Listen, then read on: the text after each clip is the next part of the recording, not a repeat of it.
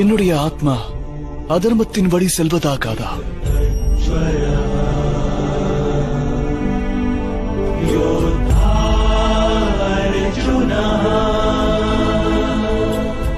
கர்ம பந்தத்திற்கு கட்டுப்பாடு என்பது உண்டு. ஆனால் காரிய பந்தம் கட்டுப்பாடற்றது பார்த்தா.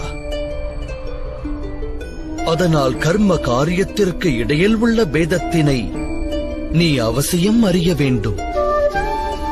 கர்மம் அனைத்தும் காரியமாகலாம், ஆனால் காரியம் அனைத்தும் கர்மமாகாது. கர்மமாக காரியம் மாற்றுபவன் ஜகத்தின் ஆனந்தம் அனைத்தும் அகத்தில் உள்ளதென்றறிவான். மனிதனானவன் சுகத்தின் மீது, ஆஸ்தியின் மீது, பேரானந்தத்தின் மீது ஆசை வைத்து காரியமாற்றினால் அவன் அந்த காரிய பலன் மீது தொடர்பு கொண்டவனாகிறான். எப்போது ஒரு கர்மம் பலன் ஆசையால் ஆற்றப்படுகிறதோ அதை சகாம கர்மயோகம் என்று கூறுவர். எப்போது ஒரு கர்மமானது பலன் மீது ஆசை கொள்ளாது ஆற்றப்படுகிறதோ அதை நிஷ்காம கர்மயோகம் என்பர். இக்காரணத்தால் தான் மீண்டும் மீண்டும் பிறக்கும் நிலை உருவாகிறது.